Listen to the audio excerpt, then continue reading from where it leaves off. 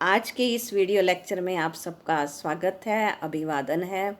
आज हम भक्ति काल की परिस्थितियों का अध्ययन कर रहे हैं।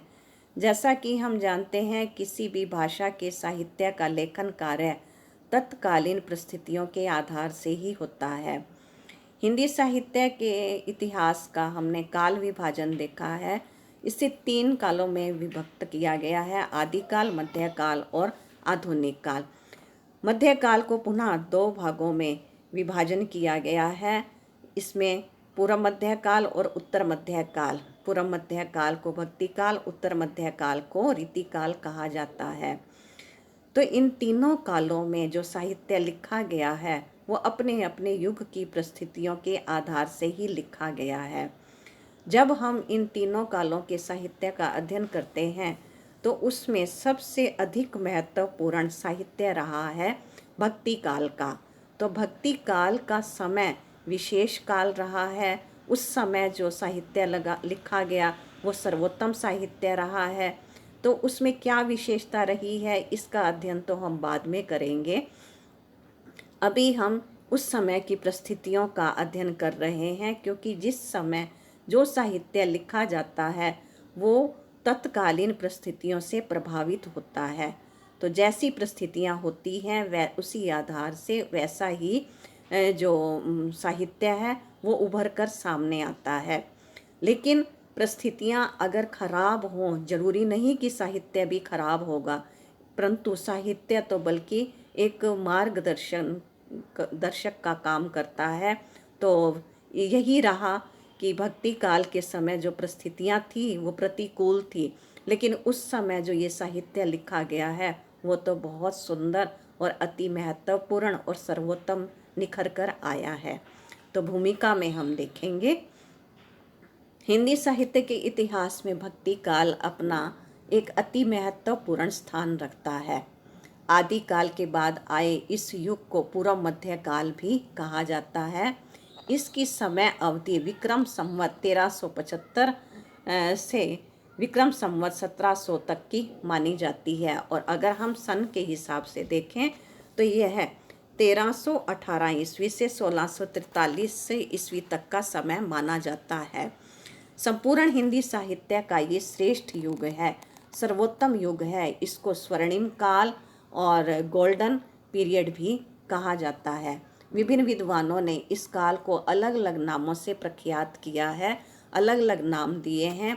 जॉर्ज ग्रियर्सन ने इसे स्वर्ण काल कहा है, डॉक्टर श्याम सुंदर दास ने स्वर्ण युग, डॉक्टर रामविलास शर्मा ने लोक जागरण काल, आचार्य रामचंद्र शुक्ल ने भक्ति काल, हजारी प्रसाद द्विवेदी ने लोक जागरण कहा है। जागरण अर्थात जगाने का समय, जागृति का समय। संपूर्ण साहित्य के श्रेष्ठ कवि व उत्तम रचनाएं इसी युग में प्राप्त होती हैं। जो संपूर्ण साहित्य है यानी तीनों कालों का जो साहित्य है, उन तीनों कालों में से सर्वश्रेष्ठ कवि और सर्वश्रेष्ठ रचनाएं इसी मध्य काल में ही प्राप्त होती हैं। यह साहित्य अपने पूर्ववर्ती व परवर्ती साहित्य से सर्वथा भिन्न है।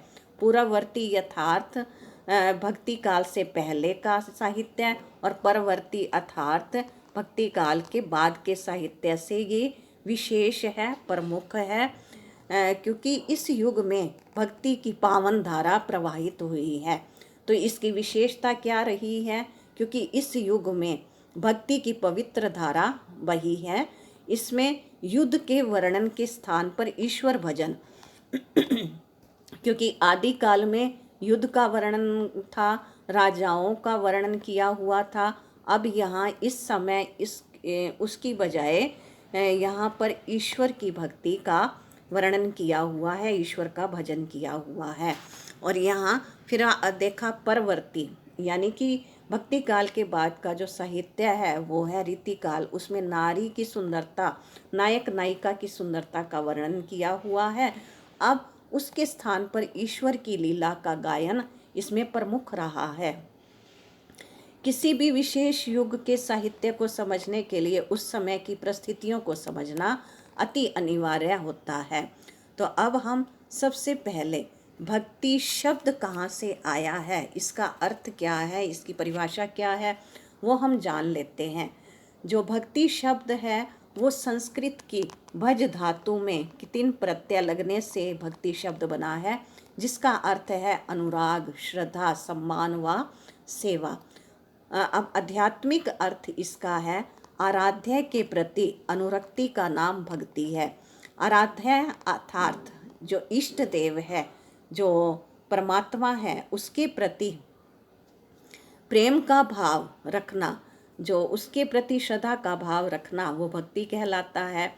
और भगवत गीता में कहा गया है भगवान के प्रति मन व बुद्धि को अर्पित करने वाले व्यक्ति को भक्त कहते हैं। जिसके अंदर ये श्रद्धा भाव होता है उसको भक्त कहते हैं, और जो भाव है उसको भक्ति का नाम दिया गया है। शांडिल्य सूत्र में, शांडिल्य भक्ति सूत्र में कहा गया है कि ईश्वर में अनुरक्ति ही भक्ति है। ईश्वर में जो श्रद्धा का भाव है, प्रेम का भाव है, वो भक्ति कहलाता है। वल्लभाचार्य ने भगवान में महात्म्य पूर्वक सुदृढ़ और सतत स्नेह को ही भक्ति माना है। महात्म्य पूर्वक, महानता से युक्त, सुदृढ़ यानी कि मजबूत, सतत माना होता है निरंतर, लगातार, जिसमें प्रेम का भाव कायम रहता है, उसे भक्ति माना है। आचार्य रामचंद्र शुक्ल के अनुसार कहा गया है धर्म की भावात्मक अनुभूति व श्रद्धा और प्रेम के योग का नाम ही भक्ति है, जिसमें धार्मिक भावनाएं हों, अनुभूतियां हों, मन के भाव हों, श्रद्धा और प्रेम का जोड़ हो, संबंध हो, उसका नाम ही भक्ति है। यानी कि आचार्य रामचंद्र शुक्ल ने मन के श्रद्धा और प्रेम भावना को भक्ति का नाम दिया है। अब भक्ति की यात्रा प्राचीनतम भारतीय धर्म साधना व साहित्य से शुरू होती है। यानी कि ये जो भक्ति है ये परंपरा से चली आ रही एक यात्रा है, अति प्राचीन है। भक्ति प्रमेया श्रुतिभ्य नामक संदर्भ इस बात का संकेत है कि भक्ति के बीज वेदों में विद्यमान है। कि भक्ति कब शुरू हुई है, ये भक्ति काल में ही शुरू नहीं हुई है, जबकि भक्ति के बीज तो प्राचीन काल से वैदिक संस्कृत के समय भी वेदों में हमें प्राप्त होते हैं। क्योंकि ऋग्वेद के अंदर देखें तो उसमें देवताओं की स्तुतियाँ की गई हैं, तो ये अति प्राचीन है, यानी भक्ति परंपरा अति प्राचीन है। और महाभारत तक पहुँचते पहुँचते वैष्णव भक्ति का पर्याप्त विकास हो चुका था।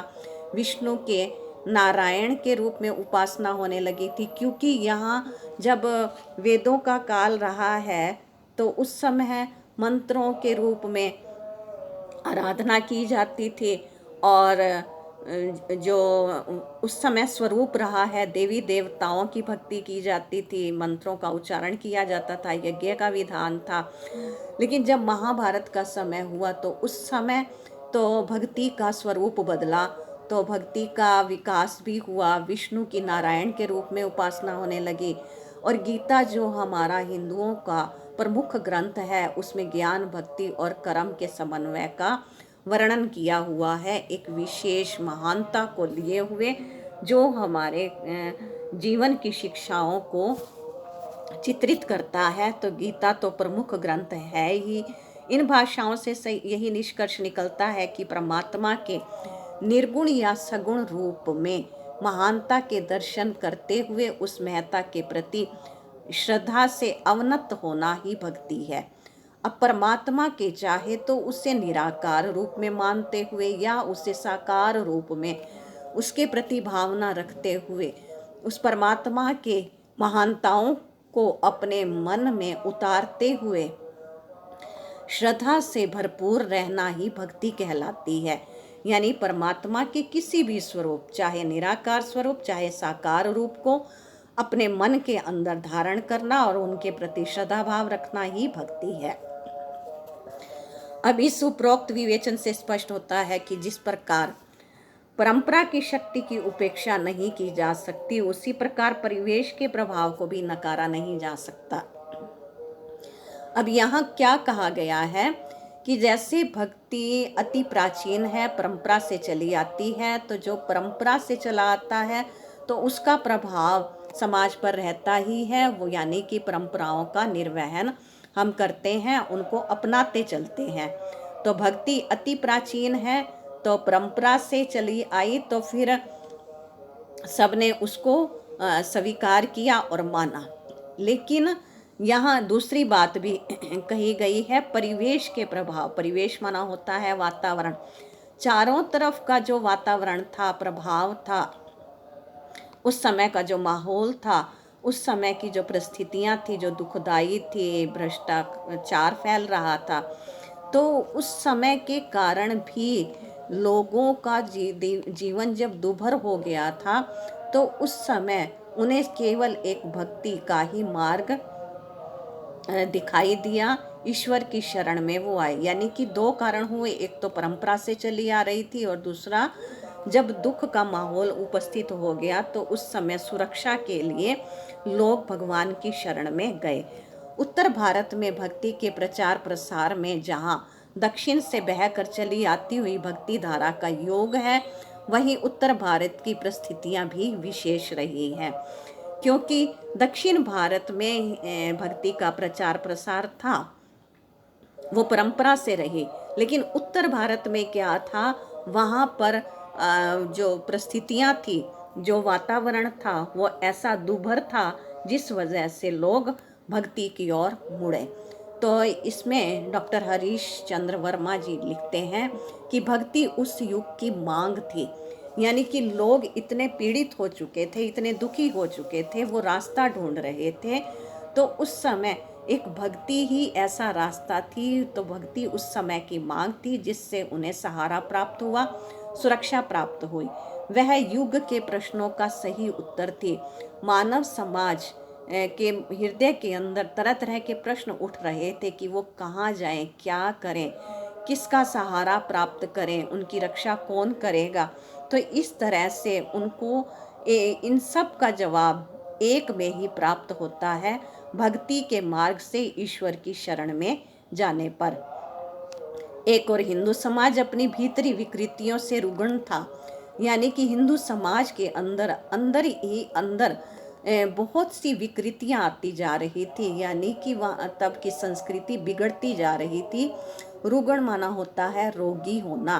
तो यानी कि सबके अंदर की भावनाएं भी मलिन होती जा रही थी। दूसरी ओर विधर्मियों का तलवार के बल पर धर्म प्रचार उन्हें आत्मरक्षा के लिए अधिक सचेत बना रहा था। अधर्मी लोग, अत्याचारी लोग अपने तलवार के बल से धर्म का प्रचार कर रहे थे। तो अपने स्वाभिमान की रक्षा करने के लिए, खुद की रक्षा करने के लिए अब वो सावधान हो रहे थे, सचेत हो रहे थे, जागरूक हो रहे थे, रास्ता खोज रहे थे, ढूंढ रहे थे। अतः धर्म को नैतिकता व दृढ़ विश्वास की स्थिति पर प्रतिष्ठित करना अनिवार्य हो गया। कि जो धर्म की भावनाएं विलुप्त होती जा रही थी, तो उसको बचाए रखना बहुत ज़रूरी हो गया, ताकि विधर्मियों के आघातों के विरुद्ध रक्षा दुर्ग बन सके। क्योंकि जो अत्याचारी लोग थे, वो धर्म के नाम पर बहुत आडंबर फैलाते हुए यानी कि लोगों को प्रताड़ित कर रहे थे। तो उस समय उनके लिए एक ऐसा किला चाहिए था, सुरक्षा का किला चाहिए था, जिससे वो सुरक्षित रह सके। तो भक्ति के स्वरूप में, यानी कि ईश्वर की शरण उनके लिए रक्षा दुर्ग बन सकती थी। इसलिए वो ईश्वर की शरण में आए और भगवान की तरफ मुड़े। भक्ति आंदोलन ने समाज में ईश्वर विश्वास व आस्था के माध्यम से आत्मविश्वास व निर्भयता का संचार किया। सबके दिलों के अंदर जो भय व्याप्त हो चुका था, आत्मविश्वास जो डोल रहा था, हिल रहा था, तो उस भक्ति के आधार पर फिर से वो अपने आत्मविश्वास के बल पर मजबूत हो सके और उनके सबके अंदर निर्भयता का संचार हुआ। इसके साथ साथ सत्कर्म, श्रेष्ठ कर्म भी होने लगे। सत्संकल्प विचारधारा भी श्रेष्ठ हो गई। सदाचार व्यवहार भी श्रेष्ठ होने लगा। मूल्यों की प्रतिष्ठा भी होने लगी। तो इस प्रकार भक्ति के माध्यम से, भक्ति के द्वारा इन गुणों का भी विकास हुआ। अब आगे दिखाया है भक्तिकालीन जो साहित्य है, उसमें भक्ति का उदय कहाँ से हुआ है। भक्ति का उदय दक्षिण भारत के केरल से हुआ। दक्षिण भारत से उत्तर भारत में वो भक्ति का प्रवाह लाने का श्रेय रामानंद जी को जाता है। 14वीं शताब्दी के अंत तक देश की परिस्थितियों में बहुत परिवर्तन हो चुका था, परिस्थितियां बहुत बदल चुकी थी। उस समय मोहम्मद बिन तुगलक का राज्य था। मुस्लिम लोग अपने धर्म का प्रचार करने में लगे हुए थे। हिंदू जाति स्वयं को पराजित महसूस कर रही थी, क्योंकि जब आक्रमणकारी आकर के हिंदू जाति को प्रताड़ित करते थे, तब वो हिंदू जाति अपने को हारा हुआ, असुरक्षित महसूस करती थी। और उस समय मुसलमानों ने अपनी जड़ें मजबूत कर ली थी, अपना राज्य यहाँ स्थापित कर लिया था। वे हिंदुओं को जबरदस्ती मुसलमान बना रहे थे। हिंदू लोग धर्म व्यवस्था और सामाजिक स्थिति के आधार पर कमज़ोर होते जा रहे थे, उन्हें कुछ सूझ नहीं रहा था। फिर वो प्रभु की शरण में आए। तो ये भक्ति क्यों शुरू हुई, ये इसका कारण इस पैराग्राफ में बताया गया है। अब जॉर्ज ग्रियर्सन लिखते हैं कि भक्ति का उदय क्यों हुआ है, तो कहते वो ईसाई धर्म के प्रभाव से हुआ है, और ताराचंद के अनुसार कि अरबों के आक्रमण से हुआ। गुलाब राय लिखते हैं भक्ति काल पराजय की क्षति का पूरक है, क्योंकि हिंदुओं में जो पराजय के कारण नुकसान हो रहा था, यानी कि अभावग्रस्त हो रहे थे, तो वो क्षति पूर्ति कहाँ से हो सकती थी? किसी मानव के द्वारा, किसी इंसान से नहीं हो सकती थी। बार बार आक्रमण होने के कारण हिंदू अपने को पराजित महसूस कर रहे थे, निराश थे, अशांत थे, और वो उसके लिए रास्ता खोज रहे थे। तो वो क्षतिपूर्ति के लिए भक्ति की ओर मुड़े, भगवान की शरण में गए। उन्होंने भक्ति को आधार बनाया। आचार्य रामचंद्र गुप्त लिखते हैं कि भक्ति काल इस्लामी आक्रमण के कारण शुरू हुआ, परंतु हजारी प्रसाद द्विवेदी लिखते हैं कि भक्ति स्वाभाविक चिंतन धारा का विकास है, क्योंकि भक्ति तो मानव जीवन से जुड़ी हुई एक सुंदर वृत्ति है। यह तो उसके चिंतन में, यानी कि परंपरा से, प्राचीनता से, उसके जन्म के आधार से, मनुष्य के विकास से जुड़ी हुई एक प्रक्रिया है। किसी भी काल के साहित्य को समझने के लिए उस समय की परिस्थितियों को समझना आवश्यक है।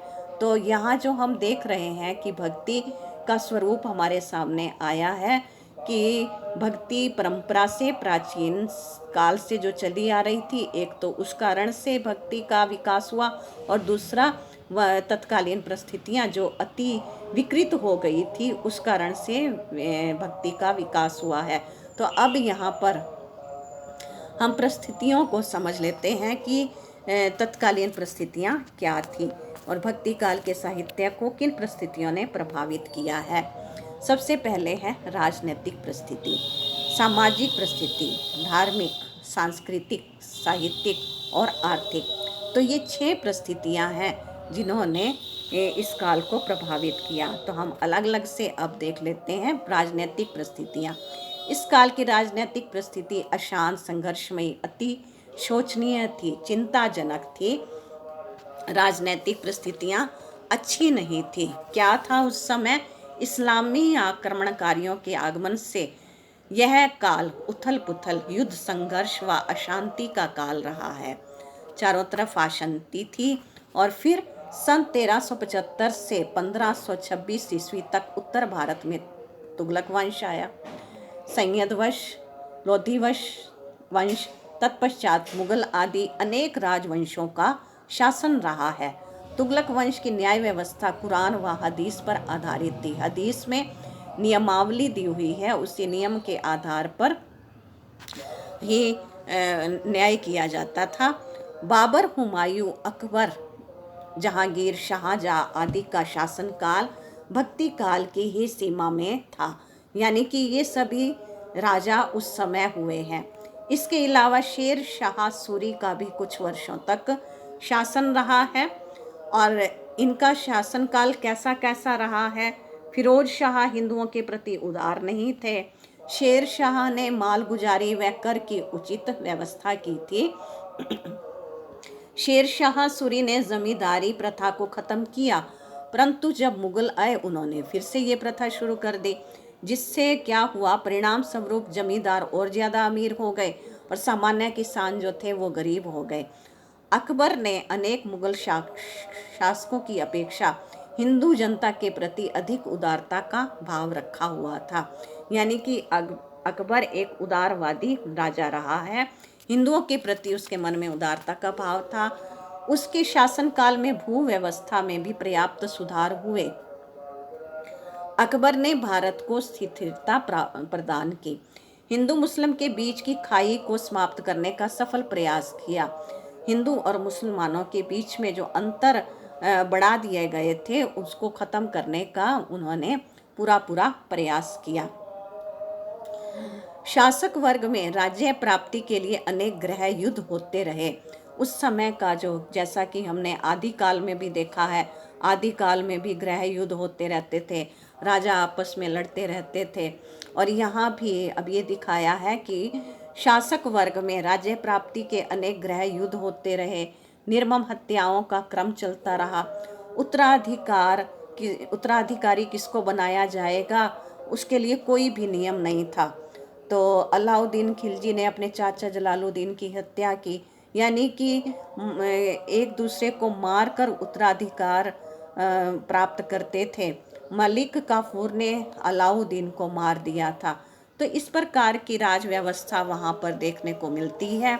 निष्कर्ष में कहा जा सकता है कि राजनैतिक दृष्टि से हिंदी साहित्य का भक्ति काल अशांति, अत्याचार, संघर्ष का काल रहा है।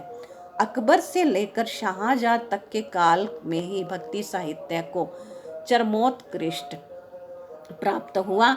यानी कि इनके काल में, अकबर से लेकर शाहजहां तक के काल में भक्ति साहित्य का उन्नति काल माना जाता है। भक्ति काल के लगभग सारे प्रमुख कवि अपने देश के राजनीतिक वातावरण से अप्रभावित रहे, क्योंकि आदिकाल के जो कवि थे वो उस समय के राजाओं से प्रभावित हुआ करते थे। वे राजाओं को अपना आश्रयदाता समझते थे, परंतु भक्ति काल के सारे जो कवि थे वो ईश्वर को अपना आश्रयदाता समझते थे। तो वो राजाओं से कोई उनको भय नहीं था। इस कारण से वह राजनीतिक परिस्थितियाँ उनको प्रभावित नहीं कर पाई। और दूसरा, वो समाज का सुधार करना चाहते थे, लोगों को जगाना चाहते थे। आगे हम देखते हैं सामाजिक परिस्थितियाँ कैसी थी। यदि राजनीतिक शांति ना हो, शासक अच्छी तरह शासन ना कर रहा हो, तो समाज में शांति हो ही नहीं सकती, समाज भी विकास के पथ पर आगे नहीं बढ़ सकता। ऐसा ही भक्ति काल में हुआ। अब वो समाज के अंदर जो कुरीतियाँ फैल रही थी वो कौन कौन सी थी। मुसलमानों के अत्याचारों के कारण से समाज का नैतिक पतन हो रहा था। हिंदुओं की सत्ता विनष्ट हो रही थी। बहुत हिंदू अनेक कारणों से मुसलमान बन रहे थे। हिंदू जाति की शक्ति नष्ट हो रही थी। उनके पास जो आंतरिक और बाह्य शक्तियाँ तो वो सारी नष्ट हो रही थी। हिंदुओं में जाति व्यवस्था और वर्ण व्यवस्था के नियम अति कठोर होते जा रहे थे, क्योंकि जैसे वैश्य जो है वो व्यापार ही करेगा, शूद्र जो है वो अपने यानी कि अपनी जाति के अनुसार केवल सफाई का ही काम करेंगे। हिंदुओं पर जजिया कर लगाया गया और जो उनके हिंदू होने का एक दंड था। छुआछूत की भावना व्याप्त थी, इसलिए समाज में एकता थी ही नहीं। स्त्रियों को कोई भी प्रकार के अधिकार प्राप्त नहीं थे। उन्हें दोयम दर्जे की नागरिकता प्राप्त थी, यानी कि उनको कोई भी अधिकार नहीं था, ना उनको दूसरा दर्जा मिला हुआ था। सेकेंडरी स्टेटस पे थे वो।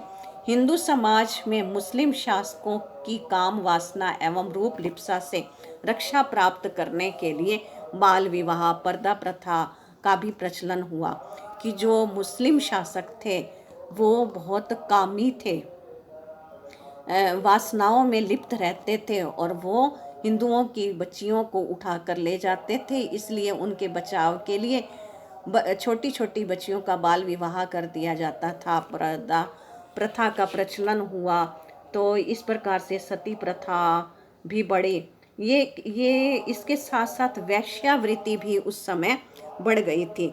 क्योंकि क्या होता था कि जो मुसलमान थे हिंदुओं की लड़कियों को उठा कर ले जाते थे और फिर उनके साथ बलात्कार जैसे बुरे व्यवहार करते थे। इन घिनौने कार्यों से बचाने के लिए हिंदुओं में बाल विवाह की प्रथा आई। पर्दा प्रथा और घूंघट की प्रथा भी फैल गई। उस समय की ही देन है ये।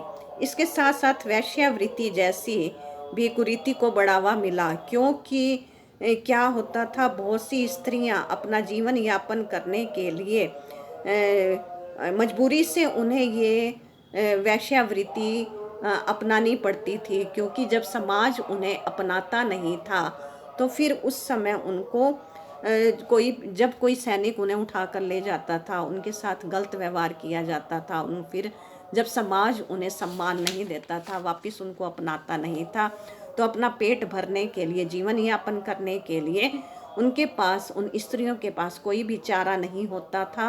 मजबूरन उनको ये वैश्यावृत्ति का कार्य करना पड़ता था। इस प्रकार देखते हैं कि समाज में अनेक कुरीतियां पनप रही थी, यानी कि समाज में नारी सुरक्षित नहीं थी, उसके साथ दुर्व्यवहार हो रहा था।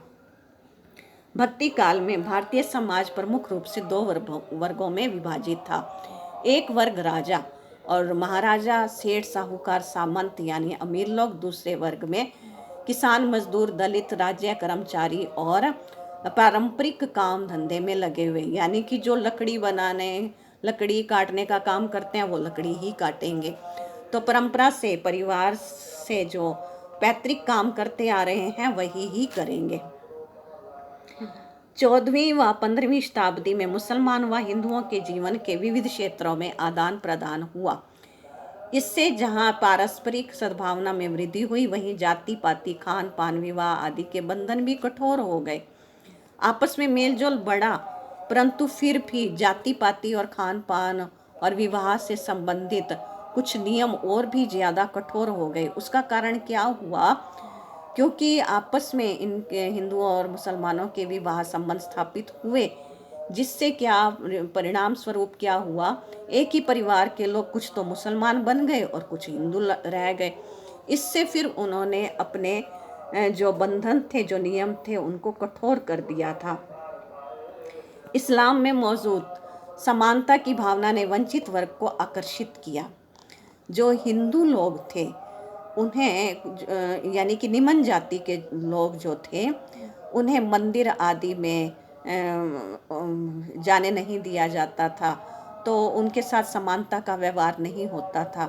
जब उन्होंने इस्लाम धर्म में समानता का भाव देखा तो उनको एक खालीपन जो लगता था अपने वर्ग से, अपने हिंदू समाज से उनको असमानता प्राप्त थी, तो इसलिए फिर वो मुस्लिम समाज की ओर आकर्षित हुए। इस्लाम में मौजूद समानता की भावना से वो आकर्षित हुए और हिंदू धर्म में उनको एक खालीपन महसूस हो रहा था, तो इससे फिर वो हिंदू धर्म से इस्लाम में चले गए। भक्ति काल में समाज परिवर्तन के दौर से गुजर रहा था। एक तरफ परंपरावादी लोग अपनी परंपराओं को बनाए रखने के पक्ष में थे, दूसरी तरफ वो जो नए इस्लाम के हितैषी लोग थे, वो स्वयं को गतिशील बताकर, यानी कि अपने आप को समाज सेवी बता करके समाज में परिवर्तन लाना चाहते थे, उन्नति करना चाहते थे, विकास के पथ पर चलाना चाहते थे। लेकिन जो पुराने परंपरा में चलने वाले लोग थे, वो उन्हीं परंपराओं को आधार बना करके रखना चाहते थे। तत्कालीन कवियों की साहित्य सृजना उक्त परिस्थितियों से प्रभावित थी, कि जो राजनैतिक और सामाजिक परिस्थितियां थी उस समय के कवियों ने उनको देखते हुए लोगों को जगाने के लिए, लोगों को दिशा प्रदान करने के लिए, उनकी दशा को बदलने के लिए साहित्य के रूप में उनको उपदेशात्मक वृत्ति से उनको मार्गदर्शन देते हुए एक मार्गदर्शक का काम किया, और जो वो साहित्य उनके लिए एक गाइडलाइन बना। और ये उन्होंने ऐसा किया क्योंकि वो खुद उस अनुभूति में अनुभव करते हुए उन्होंने आंतरिक सुख को अपने अंदर महसूस किया और उसका प्रचार प्रसार करने लगे। यानी कि वो सबको प्रेरणा देने लगे कि आंतरिक सुख की अगर प्राप्ति करनी है तो अपने भीतर की ओर खोज करें। अतः तत्कालीन हिंदू समाज अत्यंत दयनीय अवस्था में था।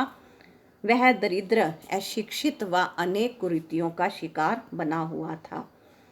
अब हम देखते हैं धार्मिक परिस्थितियाँ। राजनीतिक वो और सामाजिक अव्यवस्था के कारण धार्मिक वातावरण भी अशांति के दौर से गुजर रहा था, क्योंकि समाज के अंदर जो विसंगतियाँ थी, अराजकता थी, उसके कारण से जो धार्मिक वातावरण भी इससे अछूता नहीं रहा, उसमें भी अशांति थी। धार्मिक व्यवस्था भी बिगड़ी हुई थी। हिंदू और मुसलमान दोनों ही धर्मों में सामाजिक कुरीतियाँ एवं आडंबर व्याप्त होने के कारण धार्मिक परिस्थितियाँ भी प्रतिकूल हो चुकी थी। अब हम यहाँ पर देखते हैं, इस समय बौद्ध धर्म विकृतियों के कारण हीनयान व महायान दो शाखाओं में विभक्त हो गया था। महायानियों ने जनता के निम्न वर्ग को जादू टोना तंत्र मंत्र के चमत्कार दिखाकर प्रभावित किया, यानी कि उनको अपनी तरफ आकर्षित करने के लिए उन्होंने महायानियों ने जनता को जादू टोना सिखाना, यानी तंत्र मंत्र के प्रभाव दिखाना शुरू कर दिया।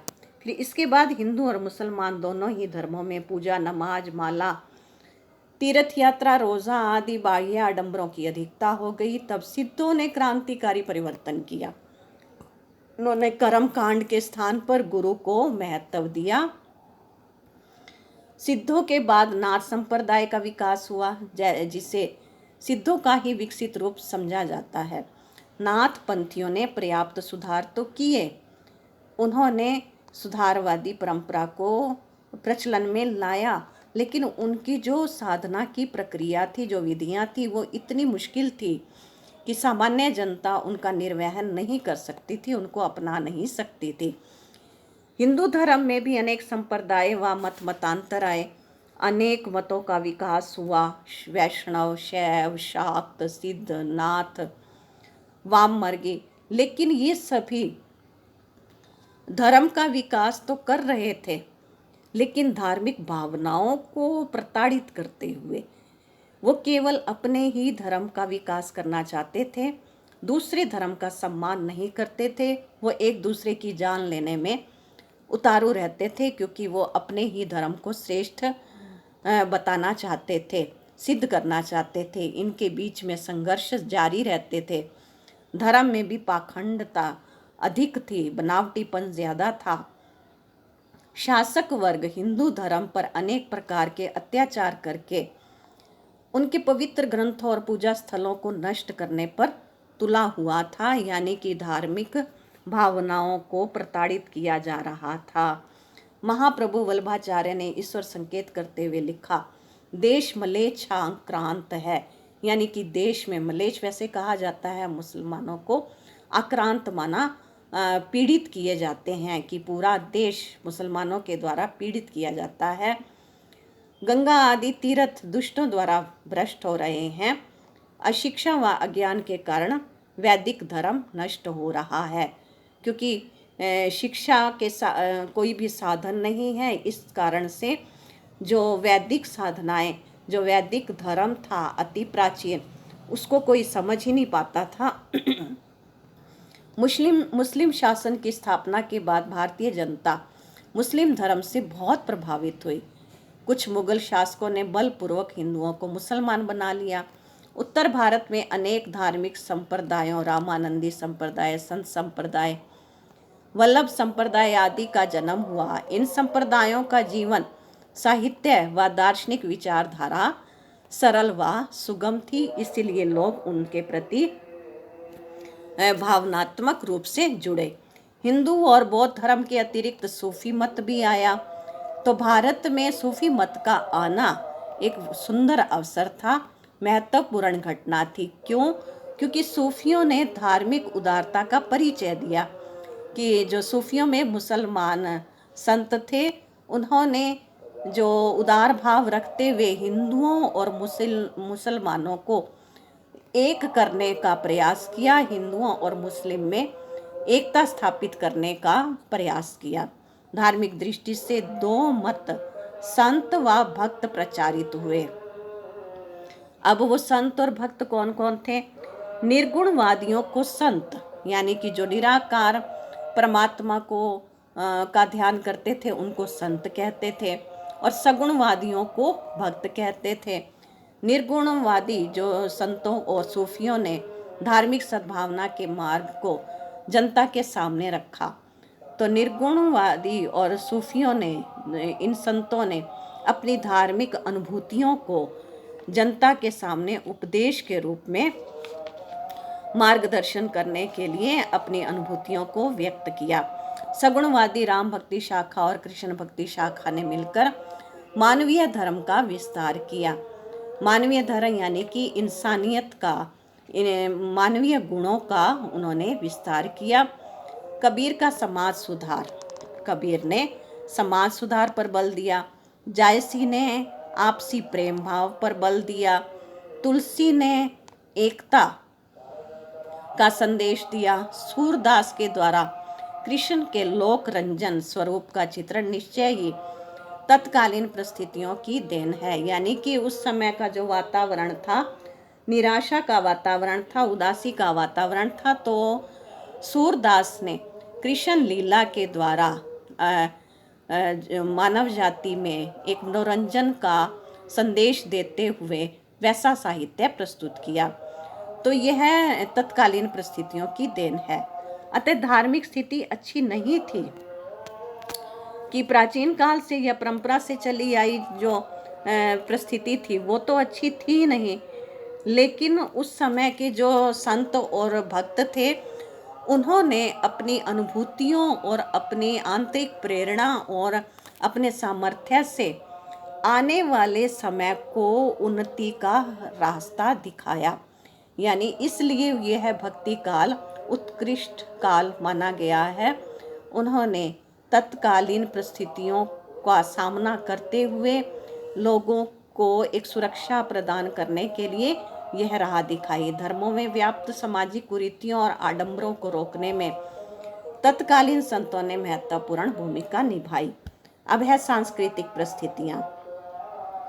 भक्ति काल एक मिश्रित व समन्वित संस्कृति का काल है, क्योंकि उस समय मुसलमान और हिंदुओं की जो संस्कृति थी वो आपस में परस्पर मिल रही थी, यानी कि तालमेल उनमें बैठ रहा था, मेल जोल हो रहा था।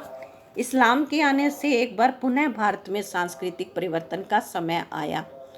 बहुत सारी जातियां भारत में आई और सबकी संस्कृति का प्रभाव हिंदू जाति पर हुआ। तो इस्लामी जब आए, जो मुसलमान जब आए, तो उनका सांस्कृतिक जो विचारधारा थी उसका असर हिंदुओं पर भी दिखाई देने लगा। खान पान, रहन सहन, शिक्षा, साहित्य, कलाएं, ये काफ़ी परिवर्तन आपस में एक दूसरे के साथ मेल जोल से होने लगा। भक्ति काल में निरंतर होने वाले बाहरी आक्रमणों का फल ये हुआ कि आक्रमणकारी अपने साथ अपनी संस्कृति को भी लेकर आए, जो बाद में भारतीय संस्कृति का अभिन्न अंग बन गई। हर जाति के साथ उनकी संस्कृति आई, जिससे यहाँ उसका असर भारतीय संस्कृति पर दिखाई देने लगा। तत्कालीन सांस्कृतिक परिस्थितियों का विकास का माध्यम बन गई। सांस्कृतिक दृष्टि से देखा जाए तो भक्ति काल एक मिश्रित संस्कृति यानी कि मिली जुली संस्कृति का विकास काल है। इस समय हिंदू व मुस्लिम दो संस्कृतियां आपस में मिल रही थी। यह विचारों व कलाओं के आदान प्रदान का समय था। भारत में इस्लाम के आने से पहले कई जातियों का आगमन हुआ। इन जातियों के प्रभाव से भारत में एक मिली जुली संस्कृति का भी निर्माण हुआ। मुस्लिम शासन के कारण हिंदू मुस्लिम संस्कृतियों में मूर्ति कला, चित्रकला, संगीत कला, भवन निर्माण आदि अनेक कलाओं में काफ़ी बदलाव देखने को मिला। यानी कि वो सीखने लगे, उनको यह कला सीखते हुए देखते वो इन कलाओं में पारंगत हो गए। चित्रकला यानी पेंटिंग को तो खास मुगल शासकों द्वारा राज आश्रय प्राप्त हुआ यानी राजाओं के द्वारा उनको जीविका प्राप्त होने लगी। भक्ति काल में पर्व, त्योहार, उत्सव, साहित्य एवं कलाओं आदि के साथ साथ सांस्कृतिक सभी क्षेत्रों का विकास हुआ। भक्तिकालीन कवियों ने भक्ति साहित्य को संगीत से जोड़ा, यानी कि उपदेशात्मक वृत्ति को रखते हुए, लेकिन उसको जो उनकी प्रस्तुति करनी होती तो वो संगीत के माध्यम से की। एक कला के माध्यम से जन जन तक, इस संगीत के माध्यम से अपने उपदेश को जन जन तक पहुंचाया है। कवियों ने भक्ति साहित्य को संगीत से जोड़ा, रचनाओं को गा गा कर लोगों तक पहुंचाते हुए हृदय तक उस भावना को जगाया है। कुछ कवियों ने अनेक रागों को में भी काव्य रचना की। वे इन रागों के ज्ञाता नहीं थे, संगीत के ज्ञाता नहीं थे, लेकिन उनकी भावनाएं जो अंदर से निकले वो एक संगीतमय प्रक्रिया के द्वारा जन जन तक पहुंची हैं। तो तत्कालीन साहित्य सांस्कृतिक समन्वय का सुंदर उदाहरण है। उसके बाद हम देखते हैं साहित्यिक परिस्थितियाँ। भक्ति काल का यह समय साहित्यिक विकास का युग माना जाता है, क्योंकि उस समय जो साहित्य लिखा गया वो सर्वोत्तम साहित्य था, क्योंकि साहित्य ही एक मार्गदर्शक के रूप में समाज के सामने आया है। प्रतिकूल परिस्थितियों से अवगत कराने व अनुकूल बनाने में भक्ति काल के साहित्य ने अपनी अहम भूमिका निभाई है। इस काल में मुगल बादशाहों ने फारसी भाषा को सम्मान देकर राजभाषा का दर्जा दिया हुआ था। हिंदी व संस्कृत भाषाओं को तो वो गौण स्थान पर रखते थे।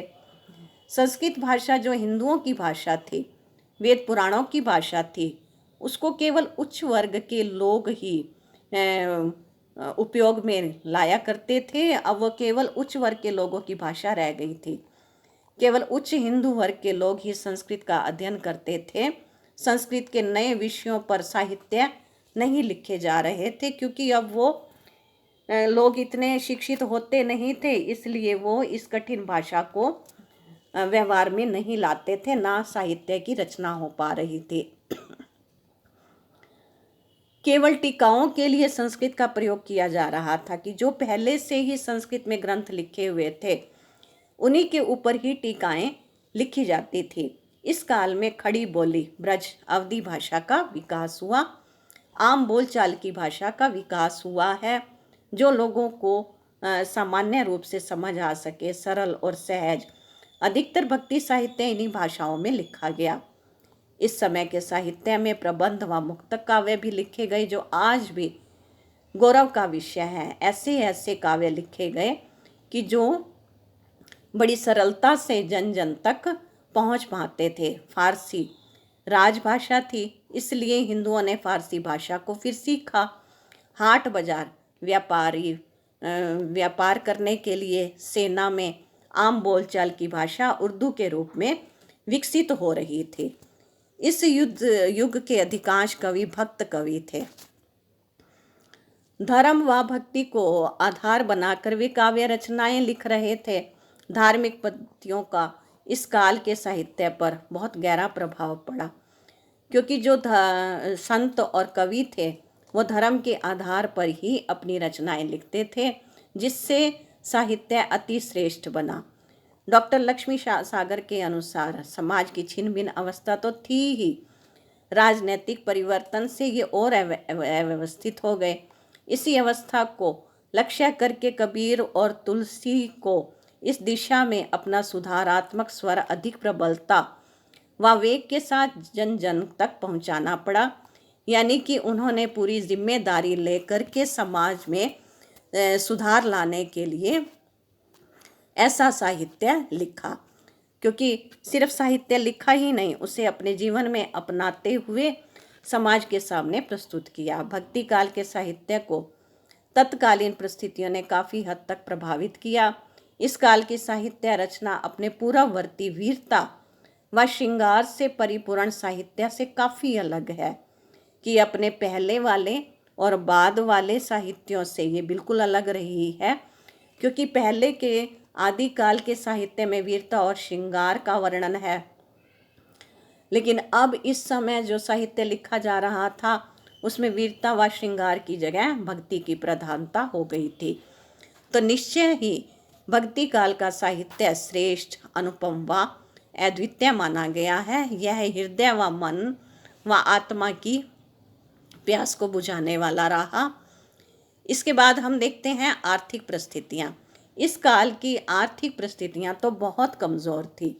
जन सामान्य का जीवन अति अभाव में था, अभावग्रस्त था। आर्थिक दृष्टि से हिंदू लोग काफ़ी पिछड़ रहे थे। कुछ लोगों के लिए तो जीवित रहना भी कठिन हो गया था। एक विदेशी यात्री वर्नियर ने लिखा है, उन हिंदुओं के पास धन संचित के कोई साधन नहीं थे, ना धन कमाने के, ना इकट्ठा करने के।